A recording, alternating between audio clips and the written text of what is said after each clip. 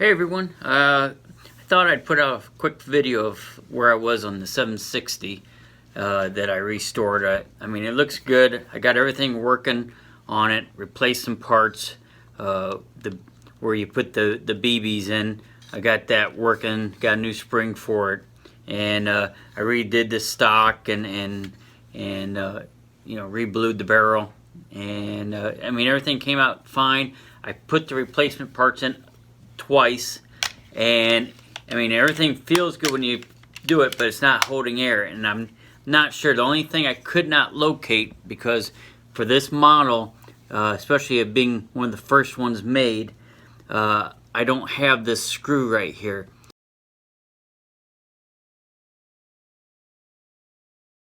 And as you see, that screw I think has something to do with keeping the air in, because as you pump it, you can see the valves going back and forth. So the exhaust valve, I guess. So it's not keeping air when I pump it. So it feels good, and I may not have my adjustments right, because when you use that new valve in there, you have to adjust the distances and everything to make it to work right. So there could be a couple of things going on.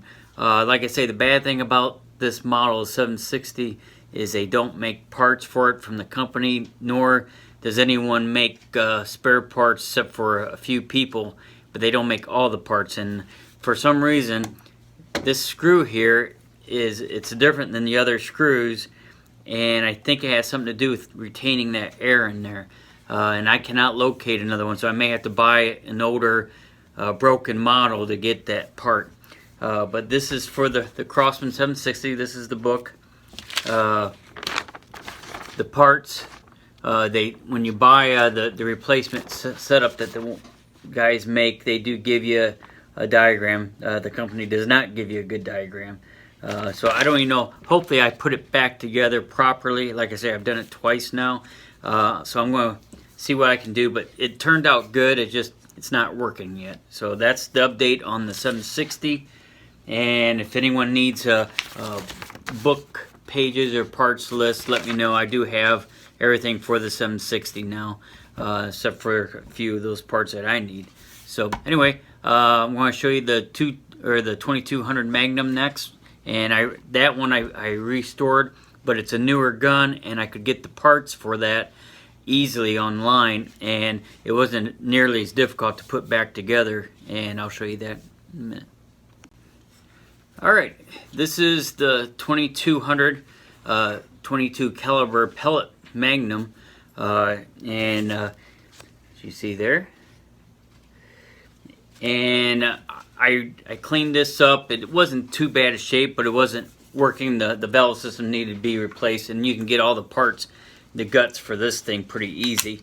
But as you see, you load up the pellet in there, just pump it a couple times, and it works really good. It's one of my favorite guns I have. You can mount a scope on it, and it's just it was a fun gun. And it doesn't have the speed as the 177 does, but it is very accurate. It's a well-made pellet gun.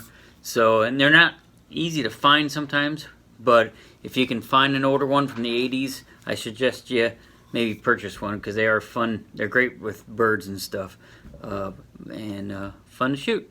So anyway, that's the update on the 2200. Turned out really nice, and I was really pleased with the parts I got. Thanks, guys.